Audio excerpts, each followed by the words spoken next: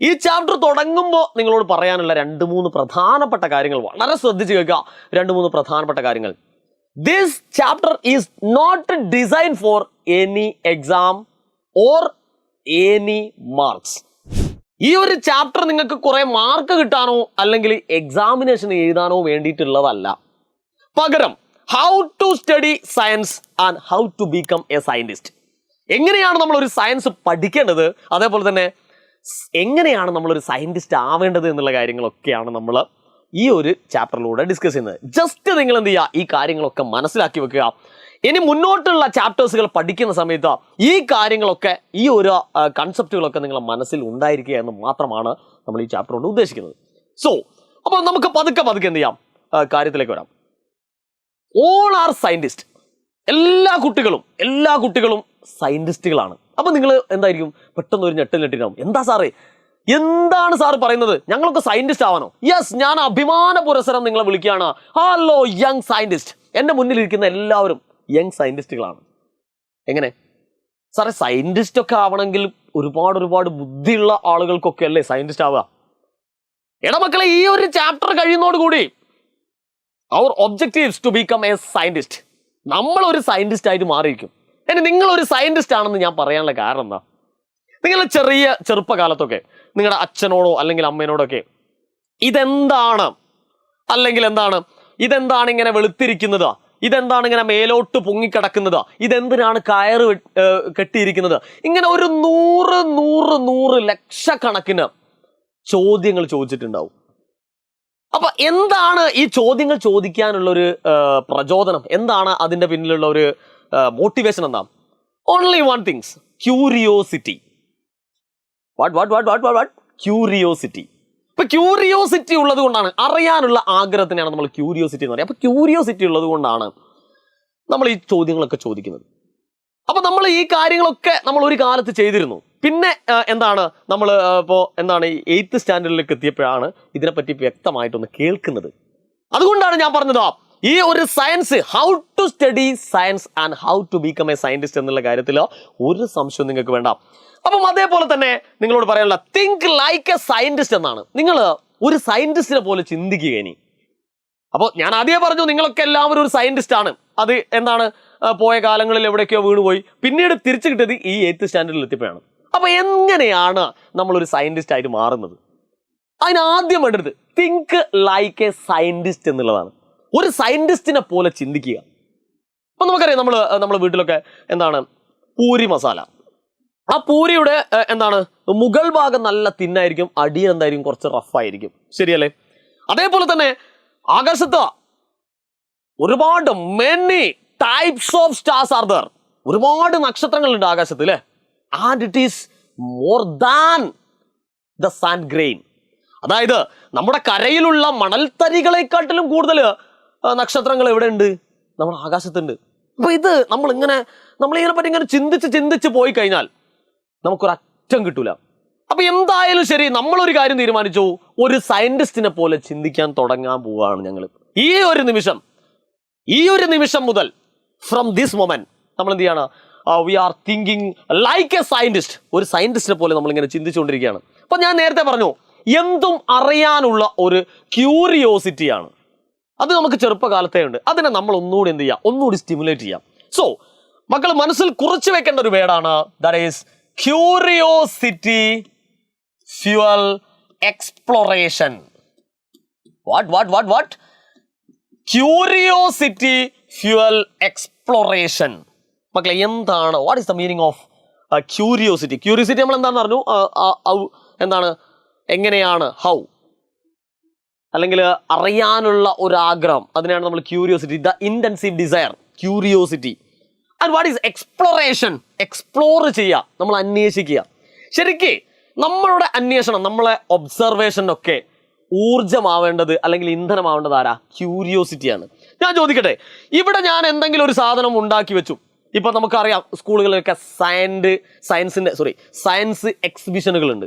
ഈ സയൻസ് എക്സിബിഷനൊക്കെ നമ്മൾ എല്ലാ കുട്ടികളുടെ കാര്യമല്ല, ചില കുട്ടികളൊക്കെ സയൻസ് എക്സിബിഷൻ എന്തിനാണ്, ഇത് നമ്മൾ കൊണ്ടുള്ള പ്രയോജനം എന്താണ് എന്നുള്ളതാണ് നമ്മൾ ആലോചിക്കുന്നത്. അപ്പോൾ ഒരു സാധനം കണ്ടു കഴിഞ്ഞാൽ അത് എങ്ങനെയാണ് ഇത് ഉണ്ടാക്കിയത്, അതെങ്ങനെയാണ് പ്രവർത്തിക്കുന്നത്, ഇത് പ്രവർത്തിച്ചു കഴിഞ്ഞാൽ എന്തൊക്കെ ഉണ്ടാകും എന്നുള്ള കാര്യങ്ങളൊക്കെ നമ്മൾ എന്ത് ചെയ്യുക, നമുക്കത് അറിയാനുള്ള ഒരു ക്യൂരിയോസിറ്റിയാണ് ശരിക്കും എന്ത് ചെയ്യുന്നത് ഫ്യൂവൽ എക്സ്പ്ലോറേഷൻ എന്നാണ് പറയുന്നത്. അപ്പൊ അന്വേഷണങ്ങൾക്ക് നമുക്ക് അന്വേഷിക്കാൻ പോകുന്നത്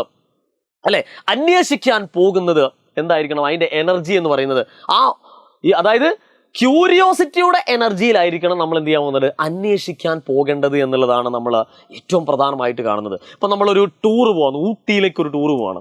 ആ ടൂർ പോകുന്ന സമയത്ത് നമ്മൾ എങ്ങനെയാണ്, നമുക്ക് ആ ഒരു സ്ഥലം കാണാനുള്ള ഒരു ക്യൂരിയോസിറ്റിയാണ്, ആ സ്ഥലം കാണാനുള്ള അല്ലെങ്കിൽ അവിടെ തണുപ്പ് അനുഭവിക്കാനുള്ള ഒരു ക്യൂരിയോസിറ്റിന്റെ മുകളിലാണ് നമ്മൾ ആ ഒരു സ്ഥലത്തേക്ക് എക്സ്പ്ലോർ ചെയ്യാൻ പോകുന്നത്. ശരിയല്ലേ മക്കളെ? So please remember the points, curiosity fuel exploration. അപ്പൊ എന്ത് കാര്യത്തിന് നമുക്ക് ക്യൂരിയോസിറ്റി ഉണ്ടായിരിക്കണം എന്നുള്ളതാണ്. അപ്പോൾ ഇനി നമ്മൾ ഈ ഒരു സയൻസ് ടെക്സ്റ്റ് ബുക്കിൽ നമ്മൾ ഒരുപാട് കാര്യങ്ങൾ പഠിക്കുന്നുണ്ട്. ഈ കാര്യങ്ങളൊക്കെ പഠിക്കുമ്പോൾ അത് എന്തുകൊണ്ട് സംഭവിച്ചു, ഒരുപാട് ചോദ്യങ്ങൾ നമ്മൾ ഇങ്ങനെ ചോദിച്ചുകൊണ്ടേയിരിക്കണം. ആ ചോദ്യങ്ങളിലൂടെയാണ് നമ്മൾ എന്ത് ചെയ്യുന്നത്, ക്യൂരിയോസിറ്റി നമ്മൾ പതുക്കെ വളർത്തിയെടുക്കുന്നത്. എന്തുകൊണ്ടാണ് ഇത് നടക്കുന്നത്, എന്താണ് ഇതിന് സംഭവിച്ചത്, എങ്ങനെയാണ് ഇത് സംഭവിക്കുന്നത്, ഇങ്ങനെയുള്ള ഒരുപാട് ചോദ്യങ്ങളിലൂടെയാണ് നമ്മൾ ക്യൂരിയോസിറ്റിയിലേക്ക് പതുക്കെ കയറി വരുന്നത്. സോ ഈ ഒരു കാര്യങ്ങൾ നിങ്ങൾ ഓർത്തുകൊണ്ടേയിരിക്കുക. അതേപോലെ തന്നെ നമ്മൾ ഇപ്പോൾ ഓൾറെഡി പഠിച്ചു കഴിഞ്ഞു, curiosity the heart of scientific exploration. Curiosity തന്നെയാണ് ഏറ്റവും പ്രധാനമായിട്ട് എന്ത് ചെയ്യുന്നത്, നമ്മളെ ഈ ഒരു എക്സ്പ്ലോറേഷന് സഹായിക്കുന്നത്. അല്ലാതെ ഒന്നും നടക്കൂല. നമുക്കറിയാം സർ ഐസക് ന്യൂട്ടന്റെ തലയിൽ ഒരു ആപ്പിൾ വീണ സമയത്ത് അദ്ദേഹത്തിനുണ്ടായ ഒരു ക്യൂരിയോസിറ്റിയാണ് അത് എക്സ്പ്ലോർ ചെയ്യാൻ സാധിച്ചത്, അല്ലെ? അപ്പൊ തലയിൽ വീണ സമയത്ത് അദ്ദേഹം വിചാരിക്കാണ് സാധാരണ ഒരു ആപ്പിളാണ്, അദ്ദേഹം എടുത്ത് അങ്ങോട്ട് വെച്ചിട്ട് അദ്ദേഹത്തിന്റെ വഴിക്ക് പോയിരുന്നെങ്കിൽ and there is no any first law of motion, second law of motion and third law of motion. നമ്മൾ ഇന്ന് കാണുന്ന ഒരു ടൈപ്പ് ലോ ഓഫ് മോഷൻ ഉണ്ടാവുമായിരുന്നില്ല. അങ്ങനെ ഒരുപാട് സയന്റിസ്റ്റുകൾ ഒരു സംഭവം നടക്കുമ്പോൾ അത് എന്തുകൊണ്ട് അങ്ങനെ നടന്നു എന്നുള്ള ക്യൂരിയോസിറ്റിയുടെ പുറത്താണ് എക്സ്പ്ലോർ ചെയ്തിട്ട് ഇന്ന് കാണുന്ന മഹത്തായ പല ഡിസ്കവറീസും ചെയ്തിരിക്കുന്നത്. സോ നമ്മൾ എന്ത് ചെയ്യണം, ക്യൂരിയോസിറ്റിയുടെ കൂടെ തന്നെ നമ്മൾ എന്ത് ചെയ്യാം, ആസ്കിങ് ക്വസ്റ്റ്യൻസ്. നമ്മൾ ചോദിച്ചു കൊണ്ടേയിരിക്കുക, ചോദ്യങ്ങൾ ചോദിക്കുക എന്നുള്ളതാണ് ആസ്കിങ് ക്വസ്റ്റ്യൻ. ചോദ്യങ്ങൾ ചോദിച്ച് ഇനി അതിന് ഉത്തരം കിട്ടിയില്ല എങ്കിൽ മേക്കോട്ടടിക്കേണ്ട കാര്യമില്ല. ഒബ്സർവിങ്, നമ്മൾ നിരീക്ഷിക്കുക. ചിലപ്പോൾ എത്രയോ ദിവസം നിരീക്ഷിക്കേണ്ടി വരും.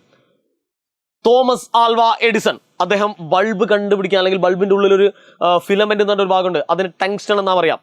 എത്രയോ 1000-ലേറെ കണ്ടുപിടുത്തങ്ങൾ നടത്തിയിട്ടും അദ്ദേഹം ടങ്സ്റ്റൺ എന്ന് പറഞ്ഞിരിക്കുന്ന ഒരു എലമെന്റ്സിലേക്ക് അദ്ദേഹം എത്തിയില്ല. ഏറ്റവും ലാസ്റ്റ് ആണ് അദ്ദേഹം എന്ത് ചെയ്യുന്നത്, ഈ ഒരു ടങ്സ്റ്റണിലേക്ക് എത്തുന്നത്. അങ്ങനെ ഒബ്സർവ് ചെയ്ത് finally he did it. Okay, so observe ചെയ്യുക. അതേപോലെ തന്നെ ചിലത് ഒബ്സർവ് ചെയ്താൽ ചിലപ്പോൾ കിട്ടിക്കോളുന്നില്ല, അതിനെ എക്സ്പെരിമെന്റ് ചെയ്യുക. Experimenting. So these are the keywords. You have to ask some question and observing, experimenting. അപ്പൊ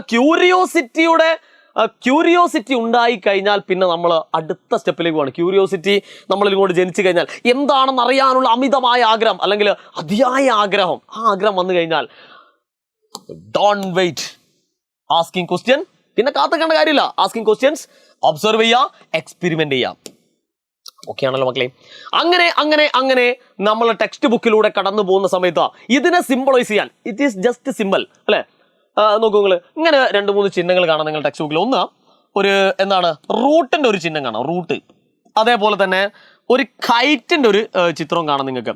റൂട്ട് നിങ്ങൾക്ക് കാണാം പേജിന്റെ ലെഫ്റ്റ് കോർണറിലേക്കാണ് റൂട്ട് കാണുക. എന്താണ് ഈ റൂട്ടും കൈറ്റും ഒക്കെ ഇവിടെ സിംബിളൈസ് ചെയ്തിരിക്കുന്നത്, എന്തുകൊണ്ടാണ്? ആദ്യമേ പറയട്ടെ, it just like a simple. Okay, ഇതൊരു സിമ്പിൾ മാത്രമാണ് in your text book. Okay, so root കൊണ്ട് ഉദ്ദേശിക്കുന്നത് സോളിഡ് ആയിട്ടുള്ള, ശ്രദ്ധിക്കണം മക്കളെ, സോളിഡ് ആയിട്ടുള്ള അതേപോലെ തന്നെ ഡീപ്പായിട്ടുള്ള നോളേജിനെയാണ് സിംബിളൈസ് ചെയ്യുന്നത് കേട്ടോ. അതുകൊണ്ടാണ് റൂട്ടിന്റെ ഒരു ചിഹ്നം നിങ്ങൾക്ക് ആ പേജുകളിലെ ലെഫ്റ്റ് കോർണറിലായിട്ട് നിങ്ങൾക്ക് കാണാൻ കഴിയുന്നത്. So it symbolise solid deep knowledge. ഇനി കൈറ്റ്, നമുക്കറിയാം കൈറ്റ് എന്ന് പറഞ്ഞാൽ അങ്ങനെ ആകാശത്തേക്ക് ഇങ്ങനെ പറന്ന് and it is fly away. ഇതേപോലെ ആയിരിക്കണം നമ്മുടെ ക്യൂരിയോസിറ്റിയും എന്നാണ് ഇതുകൊണ്ട് ഉദ്ദേശിക്കുന്നത്. അതായത് ഒരു പട്ടം പോലെ ആയിരിക്കണം നമ്മളെ ക്യൂരിയോസിറ്റി. ഇങ്ങനെ പടർന്ന് കയറണം, മേലോട്ട് ഇങ്ങനെ പോകണം. എന്താണ് അത്, എന്തുകൊണ്ടാണ് ഇങ്ങനെ സംഭവിച്ചത്, എന്താണ് അതിന് കാരണം, എന്താണ്, ഇങ്ങനെ കയറി പോകണം. That's why the text book using these type of symbols like root and kites. Okay, അപ്പൊ ഇങ്ങനെയുള്ള ഒരു സിമ്പിൾ കാണും, അതിലൂടെ നിങ്ങൾ ഈ കാര്യങ്ങളൊക്കെ പഠിച്ചു മുന്നോട്ട് പോവുക. ഓക്കെ, അങ്ങനെ നിങ്ങളുടെ സയൻസിലൂടെയുള്ള ജേണി ഇങ്ങനെ തുടരുന്ന സമയത്ത് നിങ്ങൾ ഒരുപാട് ഡിഫറെൻ്റ് ആയിട്ടുള്ള സയന്റിഫിക് കൺസെപ്റ്റുകൾ നിങ്ങൾ പഠിക്കും. ഇതിലൂടെ ഒക്കെ പോകുന്ന സമയത്ത്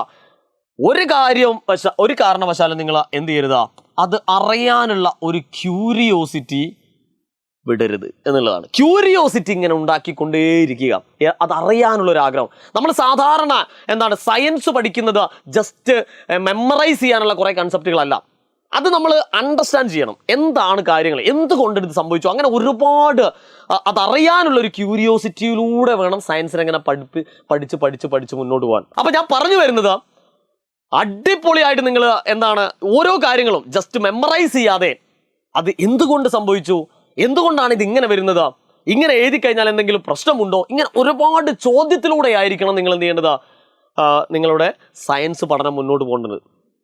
അതിനാൽ തന്നെ നമുക്ക് അടിപൊളിയായിട്ട് നമുക്ക് എന്ത് ചെയ്യാൻ പറ്റും, ഒരു ബോറടിയും കൂടാതെ അടിപൊളിയായിട്ട് നമുക്ക് സയൻസ് പഠിക്കാനും പറ്റും എന്നുള്ളതാണ്. ക്ലിയർ ആണോ മക്കളെ? അപ്പൊ ഞാൻ ഇവിടെ പറഞ്ഞു വരുന്നത് ഇത്രയേ ഉള്ളൂ. ഈ ഒരു ചാപ്റ്റർ എന്ന് പറയുന്നത് നമ്മളെ ടെക്സ്റ്റ് ബുക്കിലെ മൊത്തം ചാപ്റ്ററുകൾ എങ്ങനെ പഠിക്കണം, ഏത് രീതിയിലുള്ള ഒരു മൈൻഡ് സെറ്റ് ആയിരിക്കണം നമുക്ക് ഉണ്ടായിരിക്കണം എന്നുള്ള കാര്യമാണ് നമ്മൾ ഈ ഒരു ചാപ്റ്ററിലൂടെ നമ്മൾ ഡിസ്കസ് ചെയ്യുന്നത്. അതേപോലെ തന്നെ ഞാൻ ആദ്യം പറഞ്ഞു, this chapter is not design for any marks and any examination. ഇതൊരു എക്സാമിനേഷനോ അല്ലെങ്കിൽ ഒരു മാർക്കിന് വേണ്ടിയിട്ടുള്ളതല്ല. How to study science and how to become a scientist, അതാണ് നമ്മൾ ഉദ്ദേശിക്കുന്നത്. സോ ചോദ്യങ്ങൾ ചോദിച്ചുകൊണ്ടേയിരിക്കുക, ആസ്കിങ് ക്വസ്റ്റ്യൻസ്, ഒബ്സർവ് ചെയ്യുക, എക്സ്പെരിമെന്റ് ചെയ്യുക, and more over curiosity fuel exploration. നിങ്ങളുടെ ക്യൂരിയോസിറ്റി ആണ് എന്ത് കാര്യങ്ങളും അന്വേഷിക്കാനുള്ള ഇന്ധനമായിട്ട് വരുന്നത്. ഓക്കെ ആണല്ലോ മക്കളെ, റെഡി ആണല്ലോ? അപ്പോ ക്യൂരിയോസിറ്റി എന്ത് ചെയ്യുക, മുറുകെ പിടിക്കുക. So just wait and see, and good by.